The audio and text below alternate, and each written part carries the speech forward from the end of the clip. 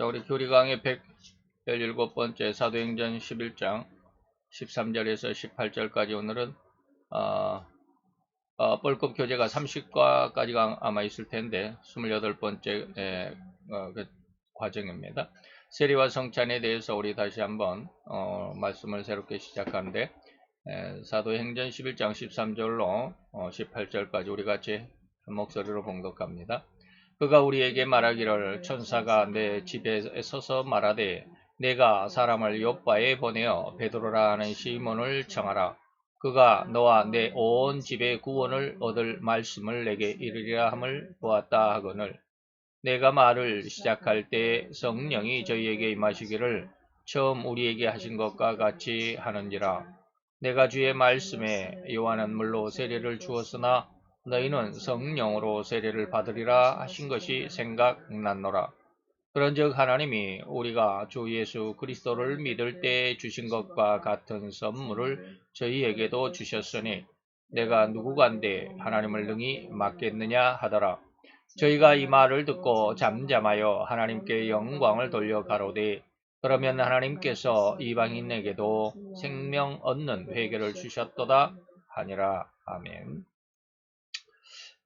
자, 오늘부터는 이제 28번째 교리 시간입니다. 28번째 과, 28과, 이제 세례와 성찬. 우린 지금, 지난 시간까지는 말씀과 성례에 대해서 쭉, 공부를 해왔고, 이제 27과가 그 말씀과 성례에 대해서 이제 마치고 28과입니다. 그래서 오늘 본문은 사도행전 11장 13절에서 18절까지 이제 그 말씀을 가지고 한번 생각을 해보도록 합니다. 자, 그리스도께서는 부활하신 후에 세례식을 제정하셨습니다. 물론 세례는 세례 요한의 은혜 의해서도 이미 주어졌고 구약의 할례를 대신해서 신약에는 세례로 이어졌다라고 하는 거 우리가 이미 배웠습니다. 그런데 세례식을 제정했다라는 말이 조금 그 교재에서 좀 잘못된 것 같네요. 그래서 그냥 넘어갑시다.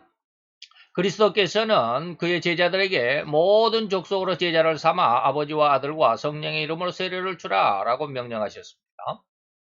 이 말씀으로 성령으로 세례를 주라라고 했을 때 성령의 이름으로 세례를 주라라고 했을 때 이것을 세례식을 제정했다라고 이렇게 교재에서는 이야기를 하고 있는가 봐요. 그러나 우리는 이미 이 세례는 예수님께서 부활하신 후에 주신 것이 아니고, 물론 이제 그 세례의 본 형식의 자체는 세례 요한도 있었죠. 세례 요한이 이미 행했던 것이죠.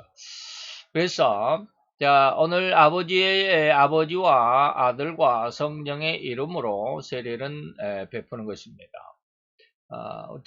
다시 말하면 예수님의 제자들에게 또한 예수를 믿는 모든 제자를 삼을 때 세례를 주는 것이 바로 이러한 것이죠.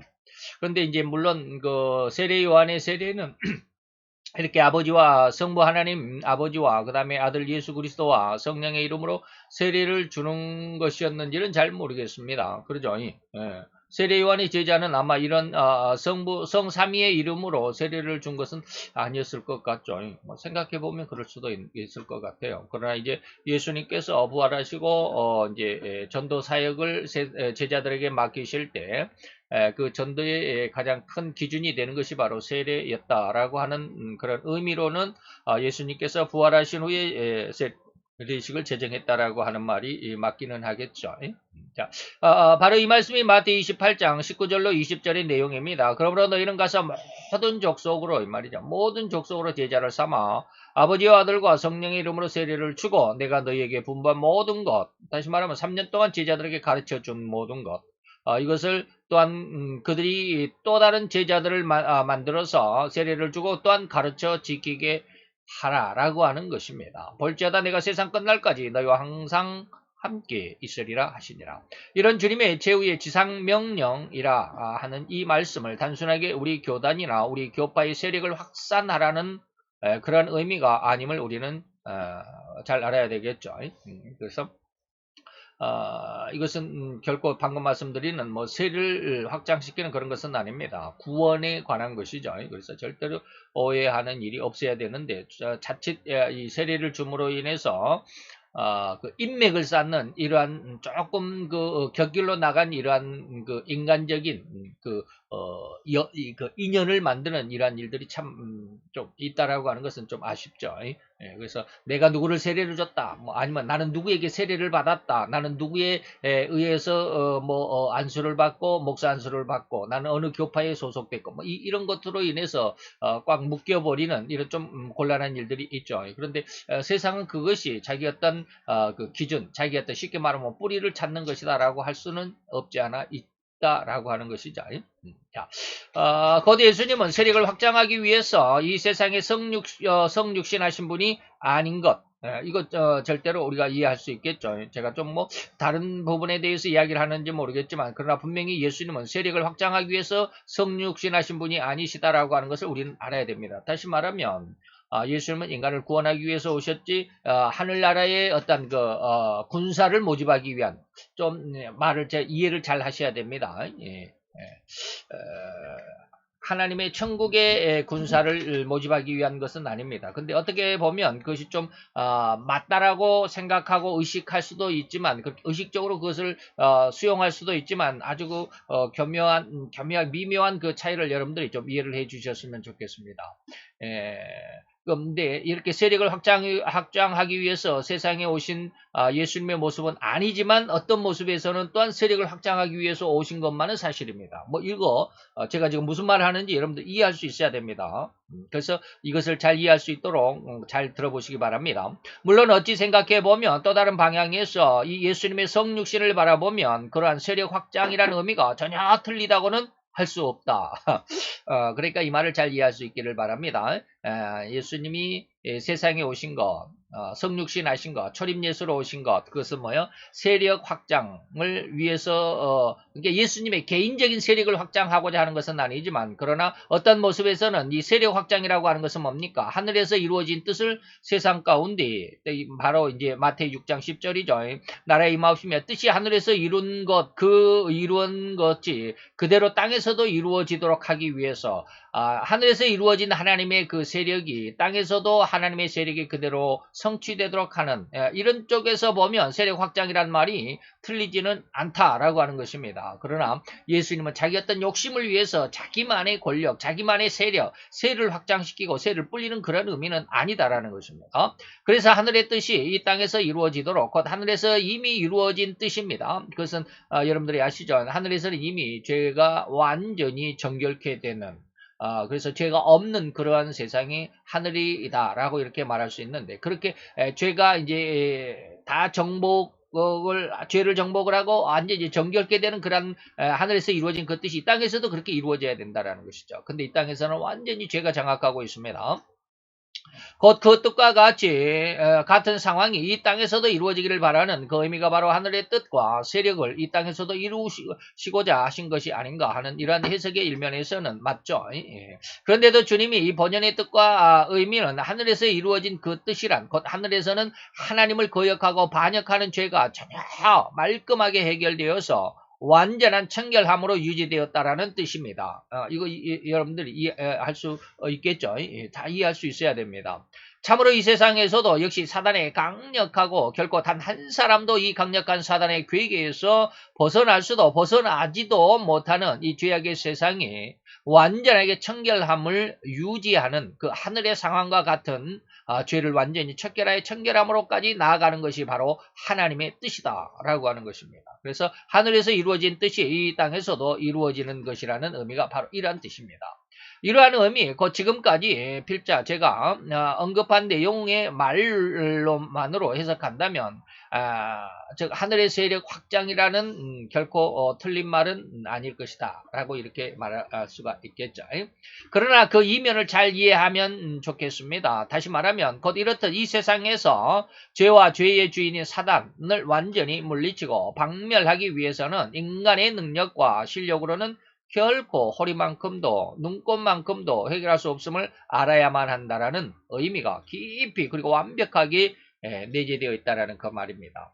하늘에서의 이루어진 뜻이 땅에서도 이루어지게 하기 위한 이 모든 과정에서는 인간의 뜻이 전혀 그리고 인간의 능력이 완전히 배제되어야 한다라는 의미가 그 속에 있습니다.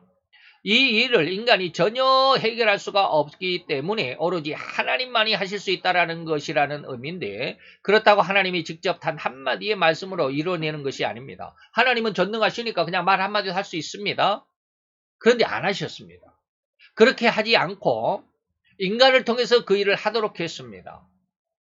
참 그 희한한, 우리가 얼른 깊이 생각하면 이해가 되지만 얼른 생각하면 잘 이해가 안 됩니다. 내가 할 수 있는 일을 내가 하지 않고 우리 아들에게 시켰습니다. 그리고 아들은 어떠한 의미에서 내가 아들에게 그 일을 시키냐면 훈련하도록, 너도 이것을 잘 손에 익숙하게, 네 몸에 익숙하게 훈련되고 숙련이 되도록 하기 위해서 자꾸 시켜보는 것입니다. 아빠가 하면 쉽죠. 아빠가 하면 아빠는 다 아니까 아주 쉽습니다. 근데 아들한테 이걸 시키면 처음에는 잘 안 되고 잘 이해를 못하게 하고 좀 버벅거리고 좀 늦고 아주 시간이 많이 걸리겠죠. 그런데 아버지가 하면 아주 쉽습니다. 아버지는 이미 숙련되고 모든 것을 알고 있으니까. 그런데도 불구하고 아버지가 하지 않고 아주 그냥 더디고 아주 그냥 어수룩하고 그러지만 아들을 자꾸 시킨단 말이죠. 왜? 아들에게 그 일을 능숙하게 하도록 하려는, 쉽게 말하면 훈련이 말하는 말이죠. 예? 그렇게 이루는 과정을 인간에게 담당시키셨습니다. 무슨 말인지 이해가 되시죠? 지금 제가 비유로 말씀드리는 겁니다. 아버지가 그냥 말 한마디로 세상을 완전히 죄를 없앨 수 있습니다. 한마디만 하면. 예. 단 한순간에 1초도 안 걸리겠죠. 단 한순간에, 찰나적인 순간에 이 세상의 모든 죄를 하나님은 말끔하게 씻길 수 있습니다. 그런데도 하나님은 그렇게 하지 않으셨습니다.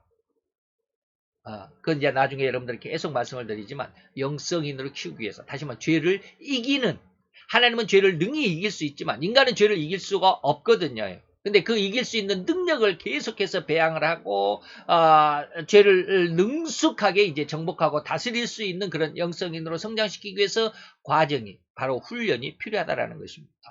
그래서 그 담당하는 과정과 열매를 순전하게 인간 자신들에게 돌려주시고자 하시는 의도였습니다.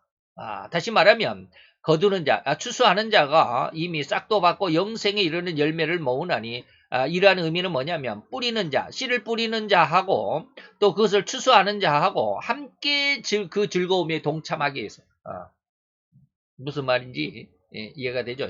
씨를 뿌리는 자가 거두는 자일 수도 있지만 뿌리고 나서 거두는 것은 다른 사람한테 시킵니다. 그것은 내가 뿌릴 때 뿌리는 그 즐거움과 거두는 즐거움, 그 열매로 인해서 함께 그 추수한 열매로 즐거워하고자 하시는 의도가 있었다는 것이죠. 곧 아버지는 아들이나 딸을 훈련하고 교육하고자 할 때 결코 자녀들이 행해야만 하는 숙제나 과제를 대신해 주지 않습니다. 힘들지라도 어려울지라도 아들에게 딸에게 직접 그 일을 해결하도록 힘을 북돋아주고 옆에서 응원해 줄 뿐입니다. 그리고 아들이나 딸이 그 일을 해결하고 나면 그 해결한 뿌듯함과 기쁨을 아들이나 딸이 경험하도록 하고자 하는 의도가 아빠에게 있다는 것이죠.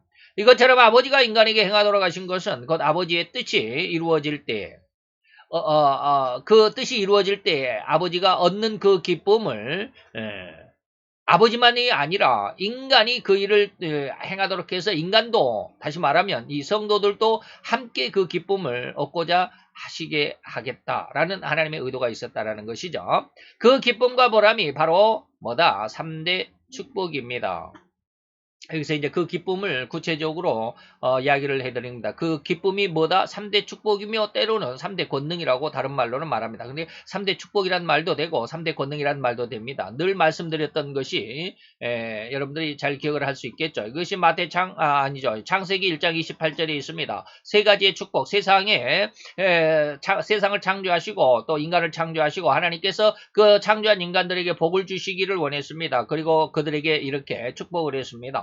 생육하고 번성하여 땅에 충만하라. 두 번째는 땅을 정복하라. 세 번째는 바다의 고기와 공중의 새와 땅에 움직이는 모든 생물을 뭐라? 다스리라. 그래서 땅에 충만하라, 땅을 정복하라, 그리고 모든 생물을 다스리라 라고 하는 것을 세 가지의 축복, 권능을 주셨습니다. 그 충만하라, 정복하라, 다스리라는 세 가지의 축복이며 명령이며 권능이라고 말할 수 있죠. 예? 이렇게 세상을 그리고 세상 법칙 이제 계속해서 세상 법칙에 대해서 아주 자세하게 여러분들에게 시간이 가면 갈수록 여러분들에게 이제 말씀을 드릴 것입니다. 저는 이 세상이라는 말의 의미와 세상 법칙이라는 말을 제가 이제 만들어냈는데 한순간 하나님 앞에 은혜를 받고 이것이 세상이구나, 이것이 세상 법칙이구나라는 것을 깨닫게 되었습니다. 그런데 말로 하려고 그러니까 상당히 많은 의미가 함축이 되어 있기 때문에 좀 시간이 많이 걸릴 것 같더라고요. 그래서 그러한 것들을 앞으로 계속해서 아주 자세하게 말씀을 드리게 될 겁니다. 세상 법칙이 뭔지, 그리고 세상이라는 의미로 제가 말씀드리는 이 세상이 어떠한 의미인지, 세상 법칙의 의미가 어떠한 것인지를 여러분들 이해할 수 있게 될 것입니다. 이런 세상 법칙의 모든 권세와 영광을 주는 사단의 방식을 이기고, 무슨 말인지 이해가 되죠? 네. 누가복음 4장에 보니까 사단이 세상의 천하만국의 모든 권세와 명예와 영광을 예수님께 보여주고 내게 절하면 이 모든 것을 너에게 줄 거야. 이거 모든 것이 내 것이거든. 이라고 이렇게 말하죠. 모든 세상의 권세와 영광을 주는 사단의 이런 방식. 무슨 방식이냐? 세상과 세상의 법칙입니다. 그래서 그것이 이제 지금은 이렇게 말씀을 드리지만 나중에 계속해서 아주 자세하게 여러분들에게 말씀을 드리게 될 것입니다. 그래서 사단의 방식과 하나님의 방식이 얼마나 차이가 다른지를 여러분들이 느낄 수 있어야 되고 그것을 이해할 수 있어야 되고 그걸 믿을 수가 있어야 됩니다. 그래서 하나님의 방식으로 세상을 살아가야 된다라는 것을 여러분들이 마음의 변화로 그 마음의 은혜로 믿음으로 받아야 되는데 참 그것이 어렵더라고요. 자, 그럼 지나갑시다. 정복할 수 있는 인간, 다시 말하면 정복하라 그랬죠. 성도로 성장시키시고 훈련하시려는 방편의 첫걸음이 뭐냐면 바로 세례입니다. 세례입니다. 다시 말해 영성인으로 성장하는 가장 첫 번째가 뭡니까? 세례입니다. 사도행전 2장 38~9절에 보니까 베드로가 가로되 너희가 회개하여 각각 예수 그리스도의 이름으로 세례를 받고 제사함을 받으라. 그리하면 성령을 선물로 받으리니 이 약속은 너희에게만 아니라 너희와 그리고 너희의 자녀들과 그리고 모든 먼데 사람, 다시 말하면 세상 온 세상에 깔려있는 이방인들까지라도 이 말이죠. 모두 이방인들까지라도 우리 주 하나님이 얼마든지 부르는 자들에게 이 약속이 적용된다. 이런 뜻이죠. 그래서 이러한 세상을 이기고 정복하고 또 하나님의 능력과 하나님의 나라를 확장하는 곧 충만한 사람들과 또 그러한 삶이 되도록 하기 위해서는 오로지 베드로에게만 주는 은혜나 능력이 아니라 온 세상과 온 인류 중에서 이 은혜와 능력에 동참하고자 하는 자들, 곧 성도들이죠. 성도들에게 세례를 주어 너희가 이제 성도가 됐다. 하나님의 약속을 모든 얼마든지 부르는 자였다라고 하는 그런 표로 주시기 위해서 이 세례가 주어진다라고 하는 것이죠. 그래서 넘어가서 이제 사도행전 11장 13절로 18절에 보니까 오늘 이제 그 본문 말씀이죠. 베드로가 이제 고넬료 집안의 모든 사람들에게 세례를 주었습니다. 그래서 이방인들에게 세례를 준 아마 첫 번째 사례가 될 수도 있겠죠. 그런데 유대인들이 그것을 싫어했습니다. 이방인들에게 왜 세례를 주냐 이 말이에요. 그랬더니 베드로가 하는 말이 그겁니다. 하나님이 우리가 주 예수 그리스도를 믿을 때, 우리가 예수를 믿을 때 우리에게 성령의 세례를 선물로 주신 것이 있잖아. 바로 그와 같이 저희, 다시 말하면 이제 고넬료이기도 하고 또 다른 말로 하면 이방인들이죠. 저희에게도 그 똑같은 은혜를 주셨는데 내가 누구간데 하나님을 능히 맡겠느냐라고 했죠. 그랬더니 그 말을 듣고 있는 유대인들이, 다시 말하면 유대인 중에서 이제 신앙을 갖는 성도들입니다. 유대교도가 아니라 기독교인들이 하는 말이 뭐예요? 하나님께 영광을 돌려가로되 그러면 하나님께서 이방인에게도 생명을 얻는 회개를 주셨구나 라고 하나님 앞에 영광을 돌렸다라는 것이죠. 다시 말하면 성삼위일체의 하나님과 특별한 관계를 맺게 하려고 이 세례를 명하셨습니다. 예수님은 세례의 형식에 관해 규정하려 하지 않으셨지만 교회가 그 필요성을 느꼈을 때 이 재정의 말씀을 선택했습니다. 이제 이거는 이 까만 글씨는 뭡니까? 교리책에 있는 루이스 뻘컵 교리책에 있는 말씀 그대로 지금 옮겨온 것이고 이렇게 그 핑크색은 성경 구절이고요. 파란색은 거기에 대한 제가 해설을 달아놓은 것입니다. 그래서 현재 형식은 2세기 초에 다시 말하면 오늘날 이렇게 목사가 손에 물을 찍어서 이제 세례받는 성도의 머리에 얹고 성부와 성자와 성령의 이름으로 세례를 주노라 라고 하는 이러한 세례 형식을 갖추게 된 것은 언제냐? 2세기 초 이전에 사용되었던 그것이 지금까지 이어져 왔다라고 하는 것이죠. 신교에서는 기독교에서는 공인된 목사에 의해서 삼일째 하나님의 이름으로 시행되는 세례를 합법적인 것으로 간주하고 하고 있지만 로마 가톨릭은 뭡니까? 세례를 구원의 절대적인 필요한 것으로 간주해. 세례는 곧 구원이다라는 강력한 그 일치성을 강조하고 있습니다. 어디가? 로마 가톨릭, 천주교가 그렇다라고 하는 것이죠. 그렇기 때문에 믿지 않는 자가 이제 막 임종 직전, 죽기 바로 직전에는 그 옆에 있는 사람이 아무라도 쉽게 말해 천주교인이면 누구라도 바로 그런 말입니다. 어린아이가 위독할 때 신부 외에 다른 어떤 사람에게 특히 조산원에게 세례를 베풀도록 허락하고 있다.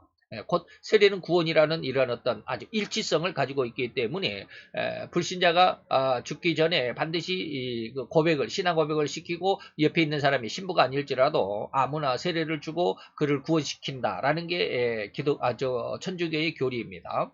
로마 가톨릭의 신앙과는 구원은 곧 세례라고 하는 직접 연관 짓고 있기 때문에 위독한 상황에서는 정식 공인된 신부가 올 때까지 시간상으로 너무 급하기 때문에 신앙을 가진 자가 먼저 생명이 위독한 자에게 세례를 베풀도록 이제 허용하고 있는 그런 상황이죠. 그러나 오늘날 수없이 많은 사람이 비록 세례를 받았을지라도 여전히 죄악 가운데 행하며 죄에서 청결함을 받지 못했다라는 것은 너무나도 자명하고 명백한 사실이죠. 물론 저 자신도 지금 목사이지만 늘 이야기하죠. 저도 굉장히 많은 죄악가. 저는 죄가 무엇인 줄을 하나님 앞에 아주 그냥 개인 교습을 받을 만큼 한 2달 동안 그냥 계속해서 새벽마다 이것은 죄다 이것은 죄다 하고 엄청나게 아주 심각하게 그리고 아주 세밀하게 죄를 지적받은 바 있습니다. 그렇기 때문에 뭐가 죄인 줄을 알아요. 제 마음을 다 털어서 한순간에 여러분들에게 보여드릴 수는 없지만 제가 그건 한 2달 동안을 매일같이 새벽 기도할 때마다 다른 거는 기도를 안 했어요. 다른 거는 기도가 안 돼요. 그냥 기도하려고 딱 나는 오늘 무엇을 위해서 기도해야지 하고 딱 앉으면 그런 기도는 안 돼요. 그냥 하나님이 죄를 지적하시는 거예요. 이것도 죄고 저것도 죄고 하나님 그것도 죄입니다. 하나님 잘못했습니다. 그걸 2달 동안 거의 2달 동안 한 40일 이상 했어요. 거의 2달 동안 그렇게 했어요. 그렇기 때문에 저는 이제 목사이지만 죄가 무엇인 줄 알기 때문에 제 속에 이것도 죄고 저것도 죄다라는 걸 여러분들에게 간간히 말씀을 드리잖아요. 그래서 뭐 유학을 갔다 오고 뭐 박사학위를 받았고 뭐 교회를 뭐 부흥시키고 그래도 여전히 신학 박사하고 하더라도 그런 목회자도 전부 다 죄인이다라는 걸 여러분들에게 누차히 말씀드리죠. 그래서 그런 의미 속에서 말씀을 드리는 거예요. 이것이 너무나도 자명하고 명백한 일이라는 것이죠. 곧 세례로 인해서 그 영혼이 구원받았다고 할 수 없는 것 같은 상황이 교회를 다니는데 뭐 장로고 집사고 권사고 심지어는 목사라고 하는데 구원받지 못한 사람과 같은 그러한 아주 잘못된 이러한 일들이 너무 비일비재하다라고 하는 것. 우리가 부인할 수가 없죠. 심지어 목사들에게까지도 그렇습니다. 신교 특히 다시 말하면 기독교에서는 세례와 구원을 직접 그러기 때문에 연관짓지는 않습니다. 물론 세례가 구원받는 표라고 하는 것은 변할 수 없는 사실입니다. 그러나 세례를 받았다 해서 다 구원받았다, 전혀 죄가 없다라고 말할 수는 없다라는 겁니다. 때로 침례교파에서는 세례는 약식의 어떤 것이기 때문에 약식이기 때문에 효과가 없다. 그래서 직접 침례를 받아야 한다라고 주장하기도 합니다. 그렇다고 다시 말하면 침례를 받았다고 해서 침례를 받은 모든 사람이 다 죄에서 완전하게 청결할 수 있고 구원받았다고 할 수 있느냐? 그럴 수 없다라는 거예요. 침례를 받았어도 여전히 똑같다 이 말입니다. 또한 세례를 받았다고 해서 다 구원에서 탈락되는 것인가? 아니다라고 하는 것이죠. 이것을 이해할 수 있어야 됩니다. 그래서 꼭 침례를 주장하거나 또 세례가 오늘날 그 침례가 이제가 아니라 이제는 세례다라고 주장할 필요는 없어요. 뭐 세례도 괜찮고 뭐 침례 받으면 뭐 침례 받은 대로 세례를 받았으면 세례를 받은 대로 하나님 앞에 우리의 마음이 청결하게 되고 죄로부터 청결하게 되는 그런 은혜로 우리가 성장하는 훈련하는 그런 신앙의 과정이다라고 하는 것을 이해해야 된다는 것이죠. 곧 할례, 즉 세례는 외형적인 세례나 침례 행위로 인한 것이 아니다라는 것, 오직 그 죄악의 뿌리가 잠겨 있다고 할 수 있는 이 마음에 뭘 해야 된다? 세례를 받아야 된다. 마음이 세례를 받아야 된다. 그래서 로마서 2장 29절에 보니까 오직 이면적인 유대인이며 할례는 마음에 하라. 할례는 마음에 하라. 그래서 신령은 뭐예요? 믿음과 성령님의 은혜. 그래서 신령에 있고 의무는 뭡니까? 의무는 기록된 거예요. 기록된 것. 의식의 표.